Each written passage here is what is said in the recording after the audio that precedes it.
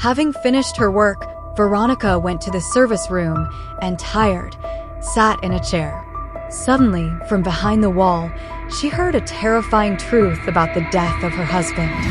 "He's going to leave everything for you. What are you going to do when he gets tired?" asked Eugenia, her voice so sharp it seemed like it wanted to cut something more than just the air. No one in that room knew how much damage words thrown with that tone of toxic calm could do, except for Veronica, who tried to smile while cradling her nearly 8-month-old belly. She sat on her mother's blue sofa, her back straight, struggling to keep her composure in front of a woman who had always known how to destabilize her. In front of Eugenia, even happiness seemed like it had to ask for permission to exist. "Mom, it's not that I'm leaving everything. Andres wants me to finish my studies in peace, to focus on the baby. He doesn't see it as a sacrifice," Veronica said with a calmness she didn't fully feel. Sure he doesn't see it that way. "Because he's still in love," responded Eugenia, stirring her coffee without looking at her daughter. "But men change, Vero. And you're going to change too. You'll see.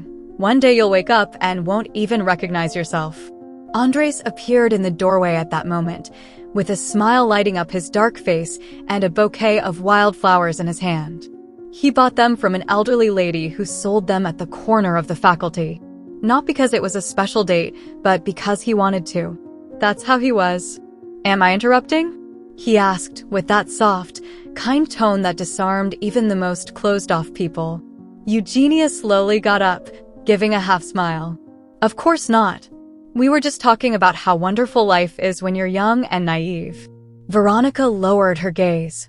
Andres, without responding, walked over to her and kissed her on the forehead. "You turned in your last paper today, right?" "Yes, the professional ethics one. It was really hard, but I think I did well." "You did excellent. You're almost done with your degree." "I'm so proud of you, my love." Eugenia crossed her arms. "And then what? Is he going to support you? Is that what you dreamed of when you were a little girl? Being kept?" Veronica took a deep breath. Andres turned to his mother-in-law. "With all due respect, ma'am, I asked Veronica not to worry about working right now. I want her to enjoy this stage, to focus on the baby, on herself. I can handle the expenses." "And then? Then are you also going to want to be a mom?" "Because there are men who, when they feel overwhelmed, stop being so understanding." The phrase hung in the air like an unmasked threat. Andres, without saying anything more, sat next to Veronica and intertwined his fingers with hers.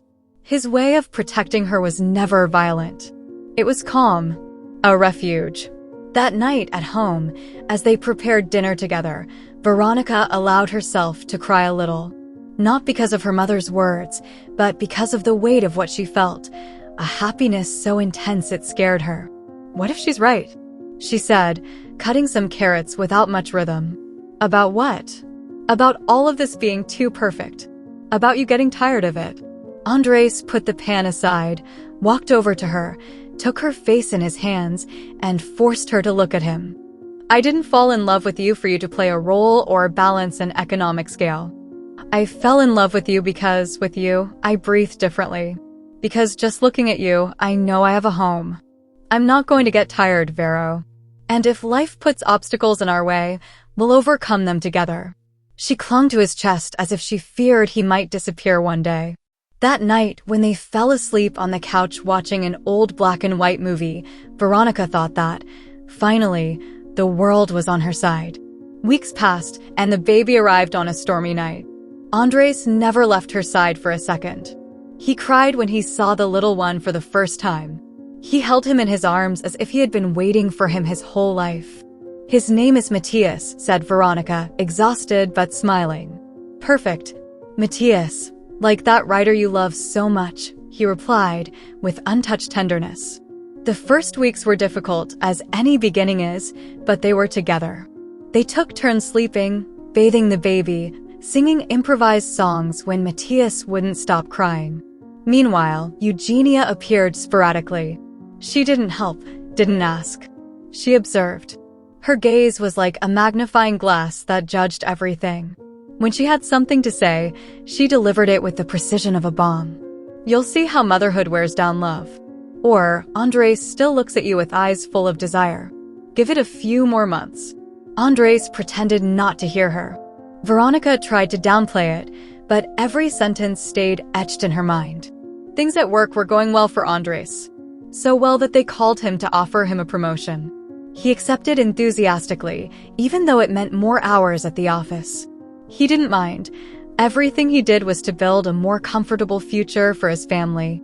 One Saturday morning, while they were having breakfast in the kitchen, Andres handed her a golden envelope. "What's this?" she asked, curious. "A preview of our first anniversary. Don't open it yet. And don't touch the packages in the closet in the bedroom. More gifts? What are you planning now?" "A little party for Matthias. He's almost 1, remember?" "Yes, of course, but I don't want you spending so much money." "It's not spending. It's joy." Andres stroked the baby's head, who was playing with a spoon on the floor. Veronica looked at him and felt a chill. She didn't know why, but something inside her was starting to feel uneasy. That same afternoon, she received a message on her phone. Andres was at the office. It was from her mother. "Today I passed by your house. You weren't there. I saw the boxes Andres left. He's always so generous. Sometimes I wonder if it's too much." Veronica didn't reply. What Eugenia was insinuating was like a slow poison. 3 days later, Andres received an urgent call. They asked him to make a short trip to a nearby city. It would only be 48 hours. He hesitated because they were in the middle of organizing Matthias's party. "Are you sure it won't bother you?" "It won't bother me. But hurry back. You can't miss his first birthday." "I promise." He kissed her goodbye at the door. She watched him walk away through the window as the sky clouded over. And though she didn't know it at that moment, it would be the last time she saw Andres alive. The next day, 3 men in gray knocked on the door. Veronica was holding Matthias in her arms. He had fallen asleep on her chest just before the oldest of them said, "Are you Veronica Rivas?" "Yes. We regret to inform you that your husband passed away early this morning in a car accident." The world didn't break. It fell apart in silence. The scene that followed was a colorless sequence, identifying the body, the paperwork, the funeral, all at a speed that didn't allow for grief. Eugenia didn't cry. She barely said, "I told you he was too good to be true." The sentence, said in a neutral tone, pierced her soul. Andres's parents disappeared after the burial. Literally. They didn't answer calls. They didn't write. They didn't ask about their grandson. At night, Veronica slept holding Matthias as the only way to not break. During the day, Eugenia kept pressuring her. "Now you'll have to grow up." "I'm sorry, but life doesn't forgive. I'll find a job." It was about time. "And be thankful you at least have a degree." Veronica set out to find a job with her college diploma in hand, but what she found was a string of systematic rejections. "Without experience, we can't hire you. Too junior profile, we have other candidates in mind." Each no made her feel smaller. Until Eugenia said, "Letitia, my niece, works at a big company. I asked her to give you a chance. Go see her." Veronica didn't have the strength to argue. The next day, she went to the indicated office. Letitia, a woman with perfect lips and a judgmental gaze, greeted her with a plastic smile. "Hey, Burrito. You look so pretty. Although, well, a bit worn out, but I guess that's normal with a baby. Thanks for having me. My mom told me that." "Yeah, she told me." "Look, I'll be honest with you. There are no administrative positions available. But we do have a cleaning assistant position. Are you interested?" Veronica swallowed. "Of course. Whatever is necessary." Letitia smiled, satisfied. "That's the attitude. We all start from the bottom." Veronica left with a gray uniform and a broom in hand. She had lost her husband, her home, and her dignity in a matter of weeks. The only thing she wasn't willing to lose was her son. That night, Eugenia commented while washing a cup. "Well, at least someone in this house is doing something useful." And it was right then, right there, that something inside Veronica broke. She didn't know yet that the woman in front of her wasn't just indifferent, but guilty. But her intuition, for the first time, started speaking clearly to her. Something in the story didn't add up, and she was going to find out, even if it cost her soul. Veronica didn't know when she had started to lose trust in her mother. Maybe it wasn't just one moment, but a series of quiet cracks, small daily wounds that, over time, formed a hole impossible to ignore. That night, after accepting the cleaning assistant job, she locked herself in the bathroom with the light off and collapsed to the floor. Matthias slept in his crib, unaware of the silent battle taking place just a few meters away. Eugenia's words, soft as velvet but with the edge of a knife, still floated in her head. At least someone in this house is doing something useful. As if taking care of her own child, as if burying the love of her life, weren't enough merit to exist. Veronica wondered why her mother didn't feel even an ounce of compassion. Not one tender glance. Nothing. Just judgment and that tone of eternal disappointment. The next morning, she woke up early. Matthias cried from hunger, just like he always did at 6 in the morning. She breastfed him in silence, her mind reeling. Seeing him, so small, so hers, she felt guilty for doubting her ability to move on. The image of Andres flashed like a lightning bolt, and for a moment, she wanted to believe it had all been a nightmare, that soon she would hear the key turning in the door and see him walk in with his usual smile, saying he'd brought fresh bread. But the reality was different. Andres was dead, and the only person who should have been there to accompany her in this morning seemed more interested in reminding her how useless she was without him. She arrived at her new job with swollen eyes. Letitia waited for her at the entrance with a smile that seemed more like a mask. Today, you'll start in Sector C. It's the busiest area. Lots of executive traffic, important offices, meeting rooms. Be mindful of your uniform, so they see you as presentable, okay? Veronica nodded without saying a word. They led her through an endless hallway to a storage room where they kept cleaning supplies. Buckets, brooms, products that burned her nose. The feeling of regression hit her hard. She had studied for 5 years. She spent sleepless nights preparing for exams. And now, with her diploma in a drawer, she was standing there, ready to scrub floors that others would walk on with expensive shoes. Her first day was a trial by fire. She heard several staff members talking about her, thinking she didn't understand what they were saying. The boss's pet. The niece who came to steal the space. Poor thing, lost her husband and now she's here cleaning our office. Every word was like a stone. She didn't reply. She worked.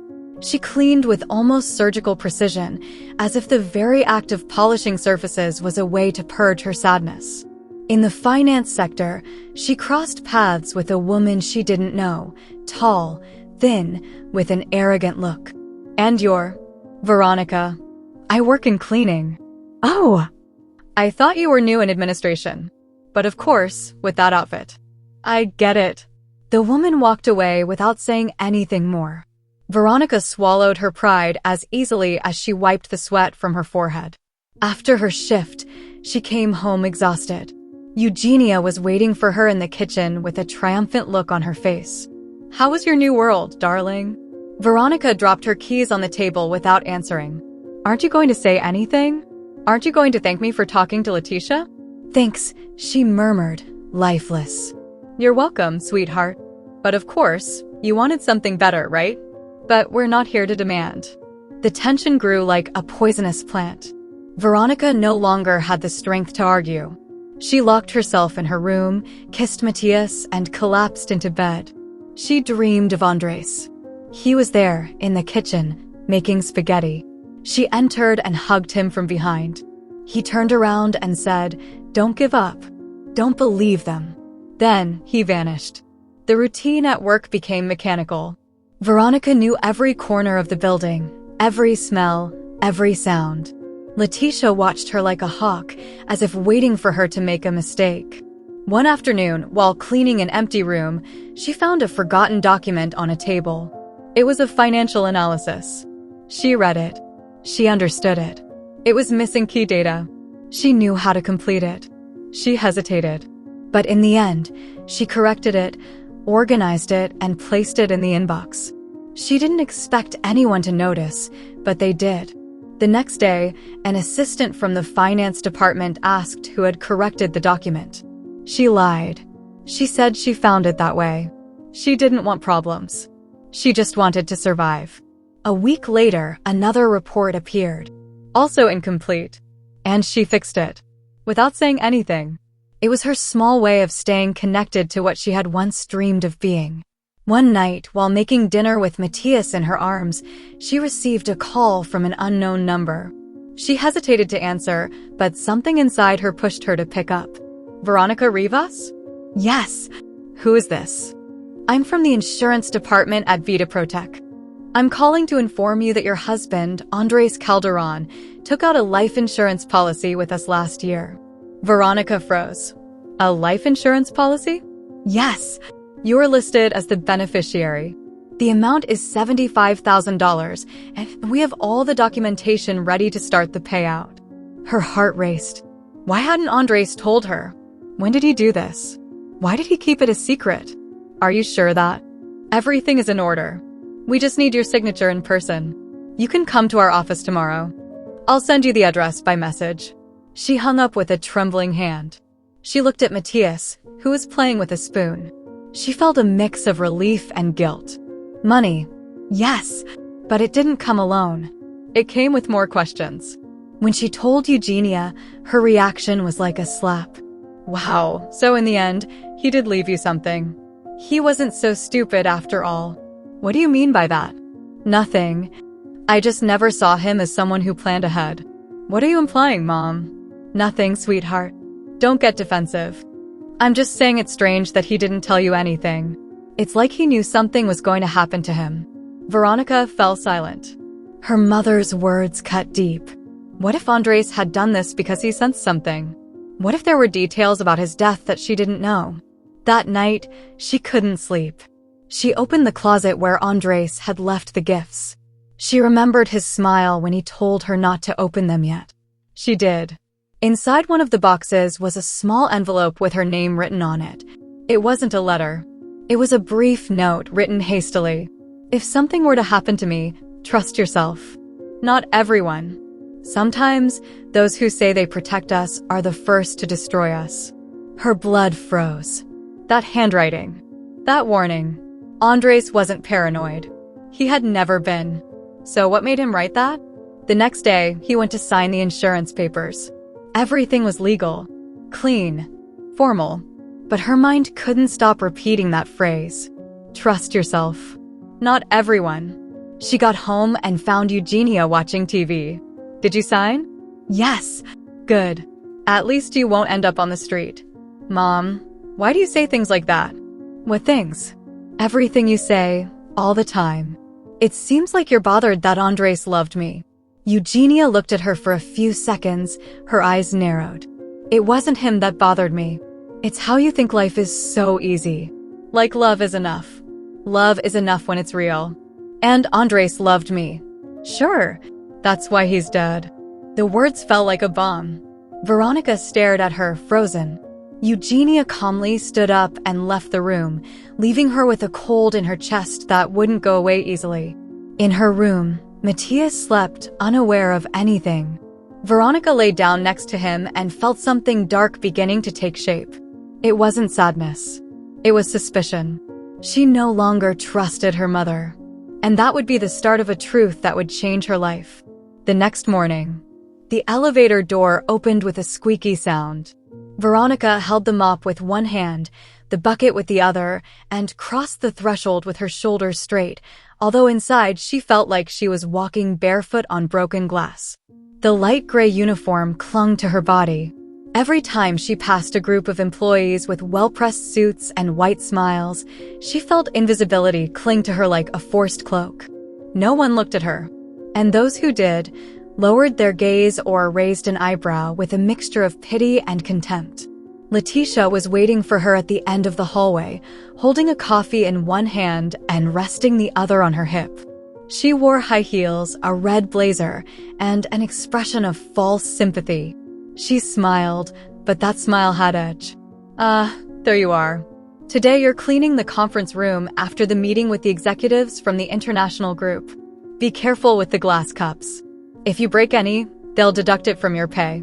Veronica nodded without saying a word. She had learned that any attempt to respond became a competition of superiority that Letitia would win without effort. She just wanted to do her job, go home, and hug Matthias. While mopping the edges of the room, she heard voices on the other side of the wall. Deep-voiced executives, one with a foreign accent. For some reason, she felt a chill run down her spine. One of the men mentioned something about restructuring, cuts, internal analysis. It was information that didn't concern her, but due to her past education in economics, she couldn't help but connect the dots. This company had cracks. Many. Cracks that people like Letitia covered with events, public relations, and expensive facades.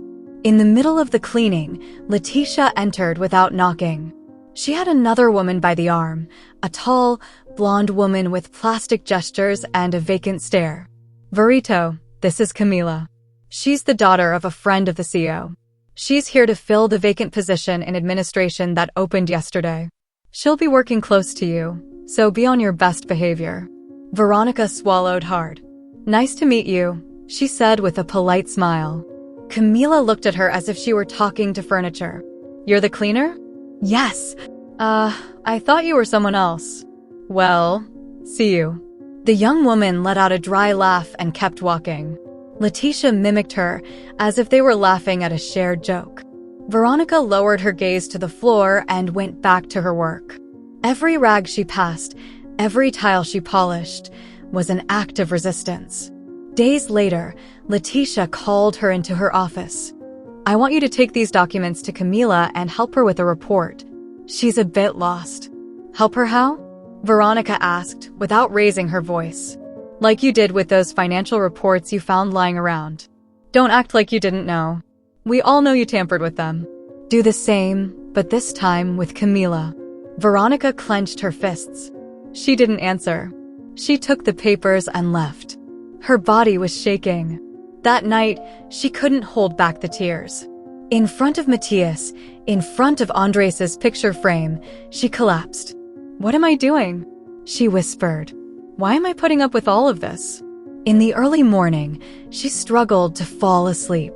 And in the border between sleep and wakefulness, she remembered that note from Andres. "Trust yourself. Not everyone." The next morning, she made a decision. She wouldn't do the report. No more favors. No more silences. She got to the office, placed the papers in Camila's tray, and went to clean the bathrooms without saying a word. When Camila came to look for her later, upset that the report wasn't done, Veronica simply said, "That's not my responsibility. It's not in my contract." Camila turned red. "Are you disobeying me? I'm not your subordinate." Letitia appeared a few minutes later. "What's going on here?" "The cleaning girl thinks she's an accountant now," Camila said mockingly.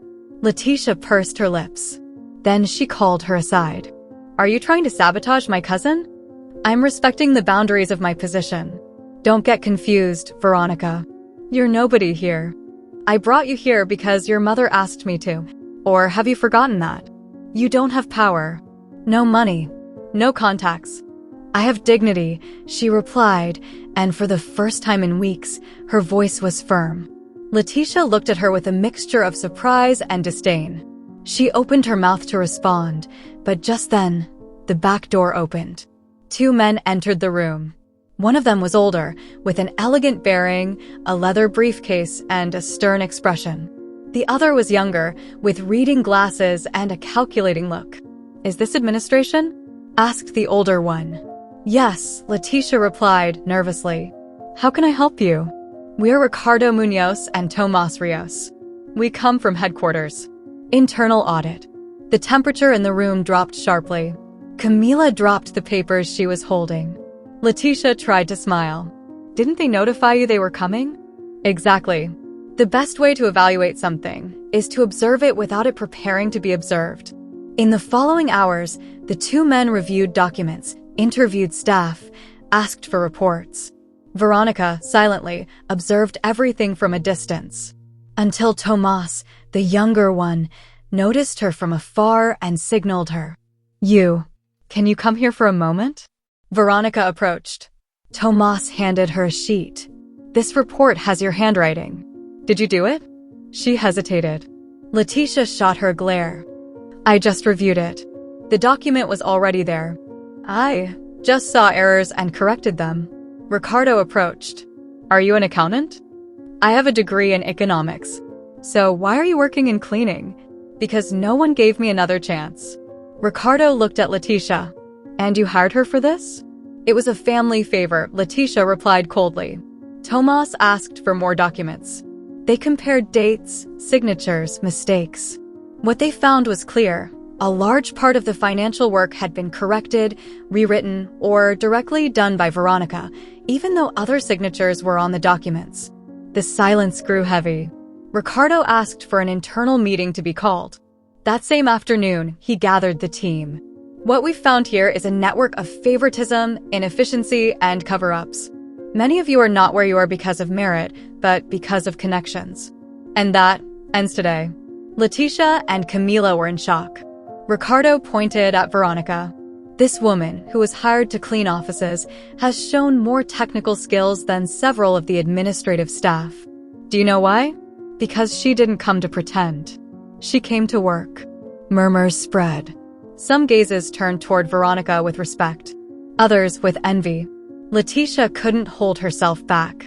This is abuse. She's only here out of pity. She's a widow, a single mother. You can't use that to justify a position that doesn't belong to her.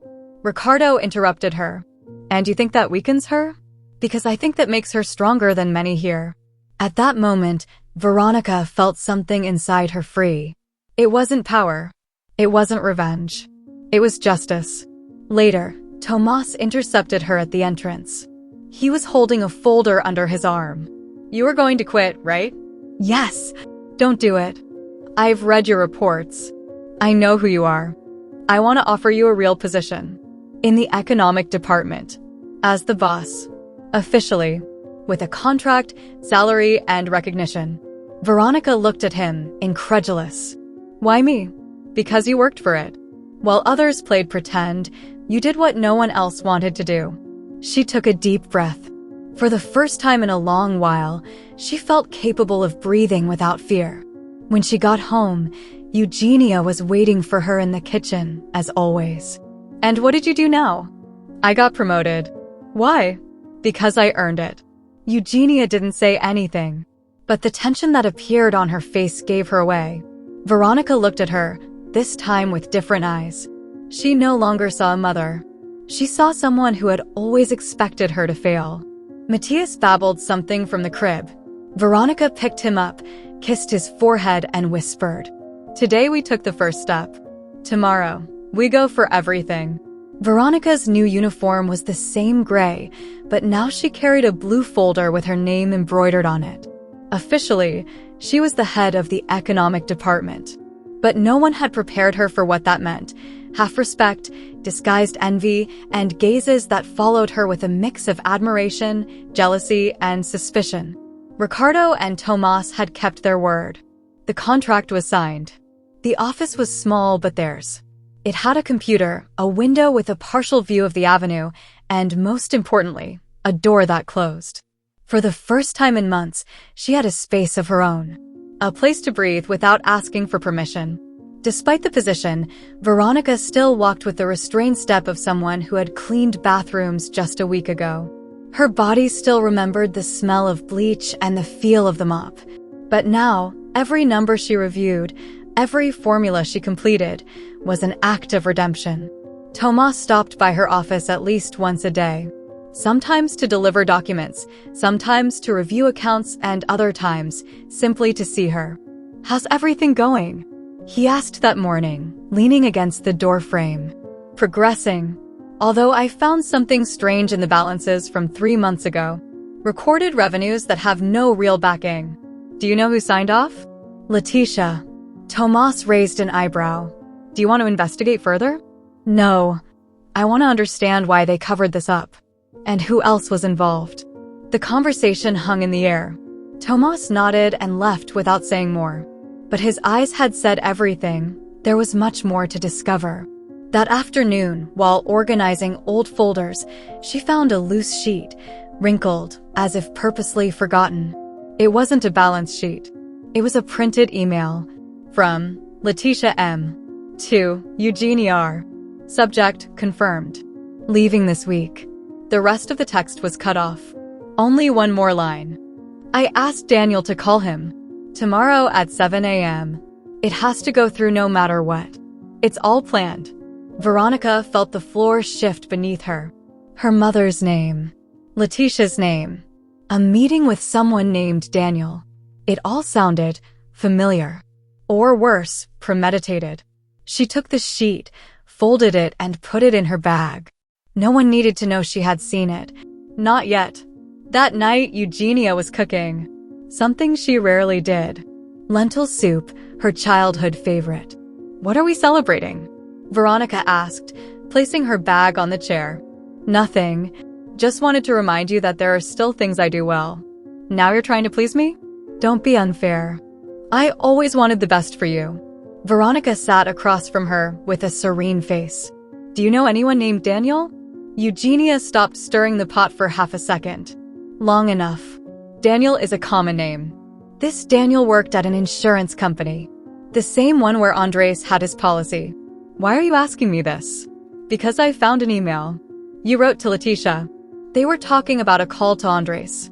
The day he left for his trip. Eugenia let go of the spoon with force. The metallic sound against the pot echoed in the kitchen. You don't know what you're saying, Veronica. Did you warn me that it was too good to be true, Mom? Were you saying that as a gut feeling or as a sentence? Eugenia turned slowly. There was no trace of mother left. Her face was a mask. Neutral. Precise. Sometimes things just fall into place. Did you do something? I gave you life. And life gave you more than you deserved. Andres turned you into a useless person. He was going to drown you in his comfort. Veronica stood up. Her heart was pounding so loudly she feared Matthias could hear it from the room. Did you kill him? Don't say nonsense. I don't have blood on my hands. I didn't force him to drive that night. But you knew what could happen? I just pushed one piece. Nothing more. The words were worse than a scream. Worse than a direct confession. Because they were drenched in logic, as if betrayal made sense. Veronica left the kitchen. She went to Matthias' room and hugged him so tightly that the boy complained. Mom, you're squeezing me. Sorry, my love. It's just that I want to protect you from everything. From everything you can't see. The next day, Ricardo called for a review meeting. Veronica showed up with folders under her arm, but something in the atmosphere felt different. Some employees were looking at her oddly. As she passed one of the printers, she overheard a quiet comment. They say they gave her the position out of pity. That someone in management is helping her too much. You know how it is. Veronica stopped. She looked at the two women talking. One of them looked away.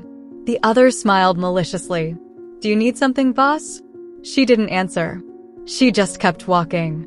In the meeting, she presented her findings confidently. At the end, Ricardo pulled her aside. Some people are uncomfortable with your promotion. Why?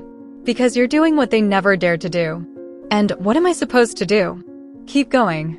That will hurt them more. That night, while reviewing a forgotten file in an old archive, she found a copy of Andres' contract with the insurance company. Date of signing, 3 days before the accident.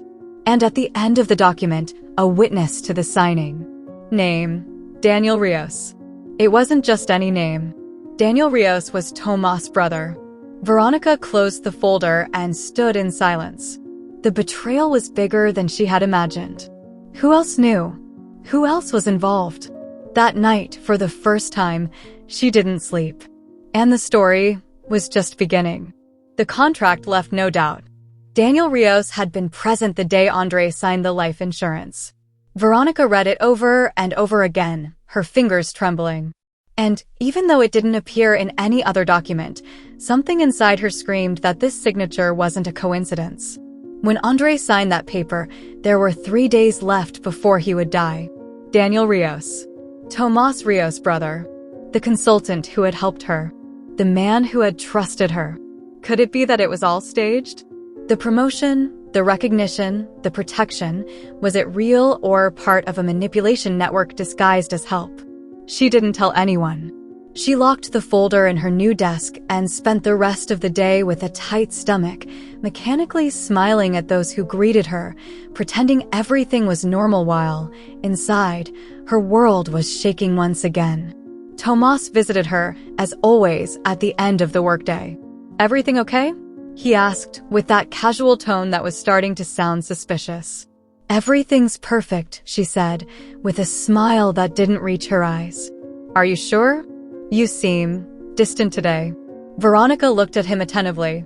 Did he know what her brother had done? Or was he also a victim of this web of dark interests? "I'm processing a lot of things," she finally said. "Getting used to the new position."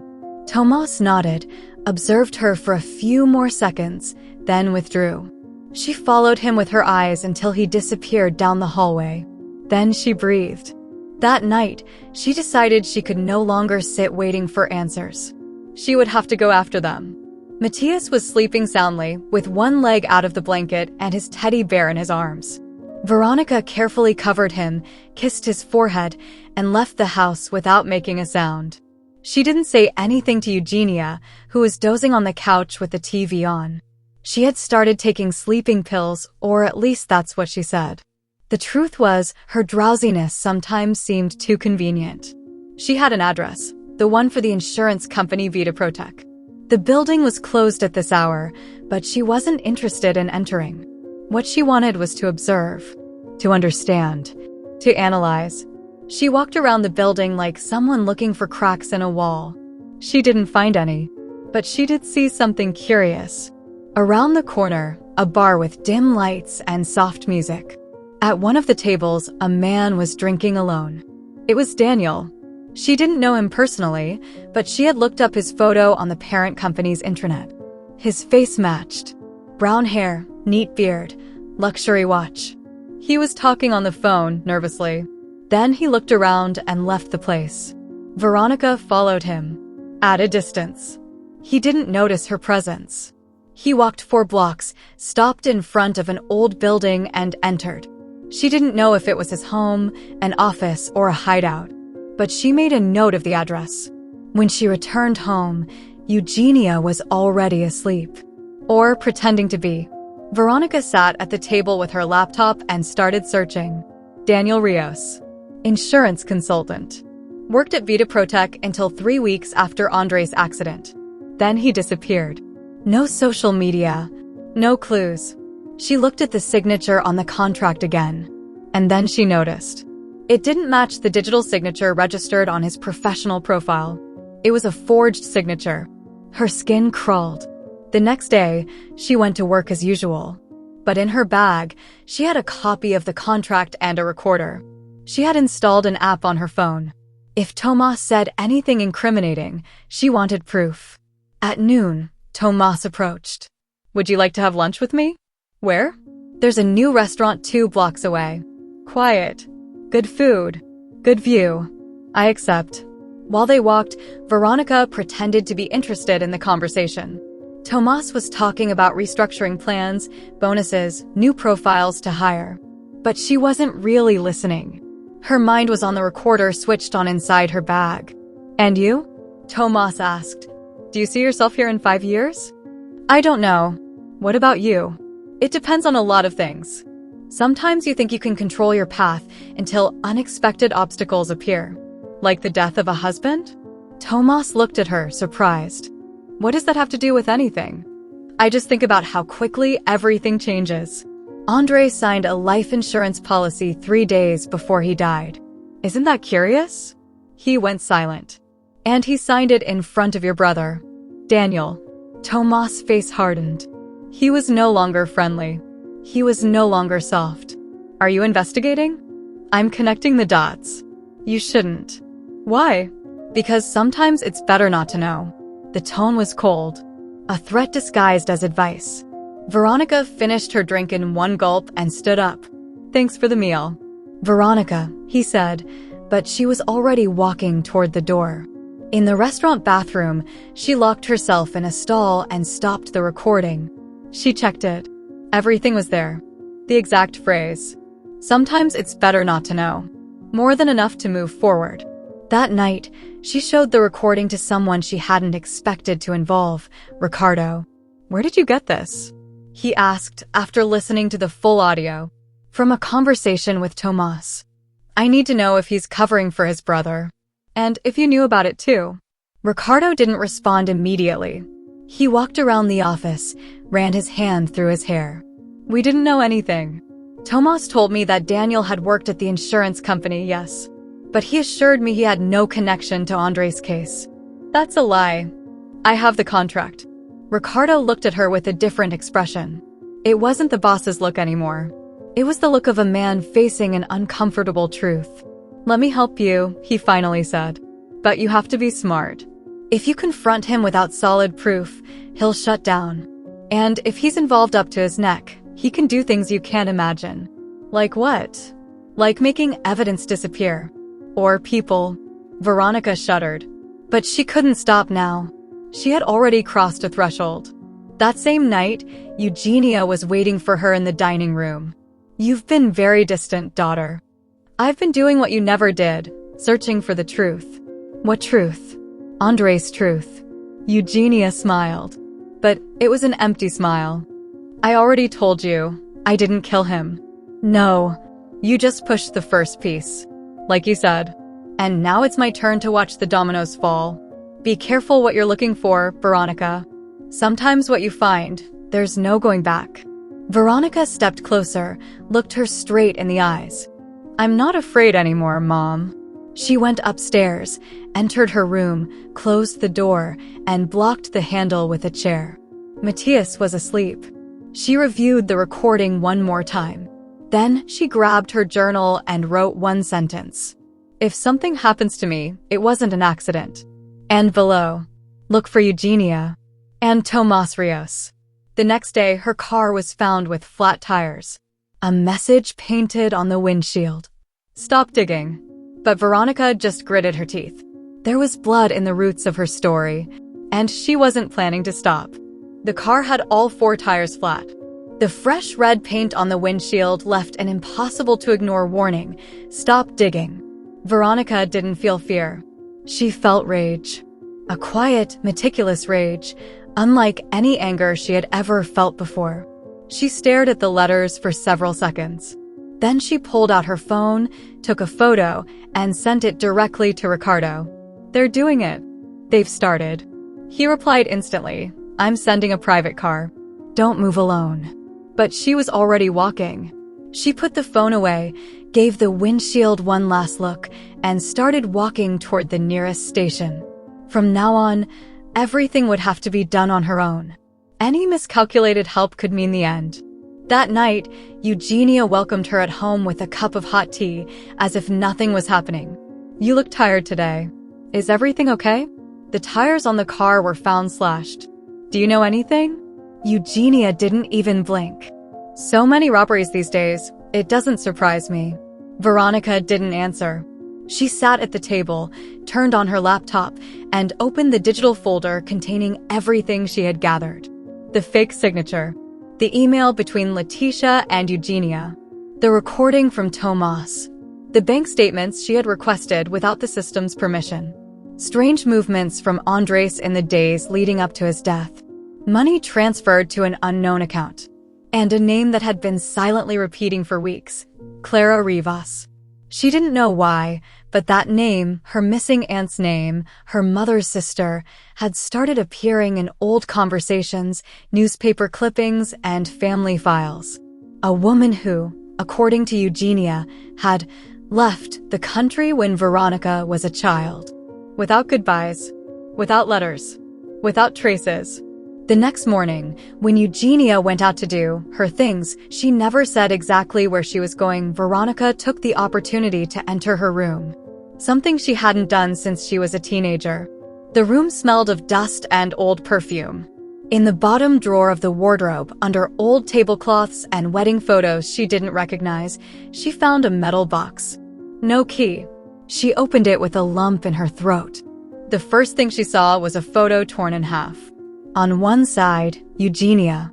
Young, wearing a red dress and a false smile. On the other, Andres. Her blood ran cold. They were at a party, dancing. She took the other half of the photo. It was clear. Andres much younger, maybe in his 20s. Smiling, carefree. A folded piece of paper fell to the floor. It was a handwritten note. She recognized her mother's handwriting. Clara was always the favorite. She always got everything, even him. But now he looks at me. This time, no one is taking him from me. Veronica felt nauseous. What was her mother talking about? Andres? Had she known him before? Before Veronica even knew him? She searched more in the box. She found letters, all from Clara. One of them, dated a month before Veronica's birth. Eugenia, I don't know what you expect to achieve. Andres doesn't love you. What you had was one night. A mistake. He's with me. You know it. The room started spinning. Veronica collapsed onto the bed with the letter in her hands. She began putting together pieces she hadn't known were there. Andres and Clara had been a couple. Something had happened between him and Eugenia. A betrayal. One night. Something had changed everything. Then Clara disappeared. And Andres, over the years, fell in love with her. With Veronica. Her stomach turned. What if Andres had been something more to her mother, before? That night, she didn't eat dinner. She didn't speak. She barely managed to look at Eugenia without her hands shaking. The next day, she went to the civil archives. She searched for old records. Names. Dates. Births. A sheet fell like a curse, her own birth certificate, with a note in the margin. Voluntary paternity acknowledgement. Andres Calderon. Date. Year 4. It didn't match. Andres met her when she was almost 18. Why was his name on that document from before? She ran to the section of old family documents. There it was. Original birth record. Mother's name. Eugenia Rivas. Father's name. Not declared. Months later, judicial amendment. Acknowledgement by Andres Calderon. Shaking, she went home. She locked herself in the bathroom, the mirror fogged from the shower, her soul torn to pieces. Was it possible? Andres, was he her father? And had he married her without telling her the truth? The water dripped slowly from the faucet, each drop like a stab. She left the bathroom like a ghost. Eugenia was sitting at the dining table, drinking tea. You knew, Veronica said, her voice breaking. From the beginning. You knew everything. Eugenia didn't answer. He was my father, wasn't he? The cup shattered on the table. Eugenia didn't flinch. He never wanted to know. I told him what we did. That you were his daughter. He refused to believe it. He wanted to live his life with you. As if you were someone else. Veronica took a step back. The disgust, the horror, the pain, everything mixed together in her throat. And you killed him so he wouldn't speak? I stopped him before everything turned into a monstrosity. You are the monstrosity. Eugenia stood up slowly. She wasn't crying. She wasn't shouting. Her gaze was icy. You are proof of my biggest mistake. But you were also the way to tie him to me. You didn't understand anything. You were always blind. Veronica ran out of the house. She didn't know where to go. She couldn't breathe. She called Ricardo. I need to talk to you. Now. There's something worse than we imagined. Are you okay? No. And I don't know if I'll ever be okay again. That night, she slept at a coworker's house. Matthias stayed with her. She couldn't take him to Eugenia's. Not now. Maybe never again. In her purse, she carried Clara's last letter. The only one she hadn't read yet. She waited until she was alone. She opened it with trembling fingers.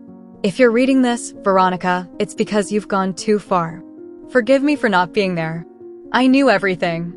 But I didn't have the courage to stay. He was your father. But he was also the man who wanted to protect you from the monster that is your mother. If I didn't come back, it's because Eugenia threatened me. To kill me. To destroy everything. Andres tried to get you out of his world. But she stopped him. Veronica dropped the letter on the floor. She had no more doubts. Everything she had believed about her life was a lie. And now, she had to decide if she would destroy it or rebuild herself from the ashes. Veronica stayed awake all night. Clara's letter spread on the floor, her hands clenched, her heart torn. Everything was clear. Andres wasn't just her husband. He had also been her biological father. And Eugenia knew. She had always known. And when he wanted to speak, they silenced him. Letitia, Daniel, Tomas, all tangled in a web of secrets, bought silences, and hidden shames. But that wasn't the worst part. The worst part was knowing that for years, she had been embracing the man who loved her without knowing, maybe knowing, who he really was. She looked at herself in the mirror. She no longer saw the fragile woman who had started cleaning floors in silence. She saw someone broken, yes, but also rebuilt with rage, with truth, with fire. A woman who could not afford to be silent. Because now, staying silent would be complicit. The next day, she took Matthias to a neighbor's house. She wasn't going to leave him with Eugenia. Not for a second. Not for the rest of her life. "Are you going to behave, my love?" she said while hugging him. "Mommy has to take care of some things. Bad things. But you're safe. Because I will protect you." At the company, Ricardo had already prepared the audit team. Veronica handed over all the documentation she had gathered, the fake contract, the manipulated signature, the hidden transfer, the connection between Daniel and Tomas. And most importantly, Eugenia's recording. "I can't put her in prison just for what she said," Ricardo explained, "but this is enough to open an investigation." "I don't want revenge," Veronica said. "I want everyone to know the truth. I want justice. And I want for my son to know who his father was one day. The real Andres. Not the one they took from me, but the one who fought until the end to protect us." Ricardo nodded. Tomas was called to testify. Letitia too. And Daniel appeared. He was found in another country, under another identity. Authorities had been after him for weeks. When Eugenia heard the news, she didn't scream. She didn't cry. She locked herself in her room with a bottle of cheap wine, a radio playing, and an old photo between her fingers. Veronica went to see her. Not out of compassion, but because she needed to close that wound with words. "They're going to investigate you. There's no turning back." Eugenia didn't say anything. She just turned the photo over. It was Veronica, freshly born in Andres' arms. He wasn't smiling. He just looked at her, as if he already knew what was coming. "Why did you do all this?" Veronica asked, her voice breaking. "Why?" Eugenia raised her gaze. Her eyes were glassy, but there were no tears. "Because I loved him, Veronica. And he despised me. He left with Clara. Then with you. He looked at me one day. Just once. Made me believe I could have something. And then he mocked me. Told me it had all been a mistake. That you were his responsibility, not his daughter. He took everything from me. I wasn't to blame. I know. But when a woman truly loves, she doesn't think with reason. She thinks with hunger. And I was hungry to be chosen, just once in my life." Veronica collapsed. "You killed him. You killed the one who loved me the most. Do you know what it's like to grow up not knowing who you are? To love without knowing there was a rotten truth behind it? To put your son to bed every night knowing his grandmother stole the chance for him to meet his father?" Eugenia looked at her. For the first time, there was a real crack in her expression. "I swear I thought I was saving you. It was never out of hate for you. It was out of love for me. But that doesn't justify it." Veronica left the room without saying goodbye. She walked down the stairs, feeling every step like a farewell. That night, in her apartment, she sat down in front of Matthias. "I'm going to tell you a story, my son. A story you won't understand now. But I want you to hear it. Because one day, when you grow up, you'll ask about your father. And I want you to know the truth." She told him about Andres. His voice. How he sang without knowing how to sing. How he spoke to her when she was pregnant. How he dreamed of being a father. How he died for daring to love. And how the truth, even though it destroys you, is always better than the sweetest lie. Matthias listened to her without understanding. but he looked at her with big eyes as if sensing the magnitude of that moment. Your grandfather was also your father. And I won't lie to you, son. It wasn't easy to understand. But that man loved you. Beyond all logic.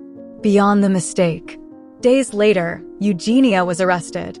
They found hidden documents in her home, destroyed letters, personal diaries detailing how she had planned everything with Letitia. Daniel's testimony confirmed her involvement. The trial was public. Veronica didn't attend every session. Only the last one, when the verdict was read. Guilty of manipulation, concealment, and conspiracy to commit premeditated murder. Eugenia didn't look away. She was led away in handcuffs with the same coldness she had used when serving tea every afternoon. When Veronica left the courtroom, she didn't cry. She just breathed. Ricardo waited for her outside. And now, what are you going to do? Live. Finally. Do you want to keep working here? Veronica looked at him, then at the sky. I want to start something new. Help other women. Other Veronicas. So they know they're not alone. That the truth hurts, but it frees. Months passed. Veronica created a foundation named after Andres Calderon. She helped single mothers, victims of emotional abuse, people silenced by the power of their own families. A year later, she gave a talk at a university. She said this: I thought my story was a tragedy. And it was. But it was also a second chance. I learned that love, when it's real, can leave scars, but it can also heal. That forgiving doesn't mean justifying. It means not carrying the weight of what others have done anymore. And I learned that even when you lose everything, you can start again if you have the courage to look pain in the eye and say, you won't defeat me. The room fell silent. A student raised his hand. And what happened to your mother? Veronica smiled sadly. My mother was a broken woman. A woman who never knew how to love. Who confused control with affection. Destruction with protection. I don't hate her, but I don't miss her. That night, when she got home, Matthias was waiting for her with a drawing. Who is this? Veronica asked, pointing at a figure of a dad with a huge smile. Dad. She hugged him, and for the first time in years, she cried in peace. What did you think of this story? Tell us in the comments, what would you do in a similar situation? We invite you to like, subscribe to the channel, and share this video with your friends or family as a sign of support. This motivates us to keep posting emotional stories almost every day. Don't miss the next surprising story that's about to appear on your screen. We highly value having you here with us. You can click on the links appearing on your screen right now. We have an exclusive selection of captivating stories and guaranteed entertainment specially for you. See you in the next video. Hugs.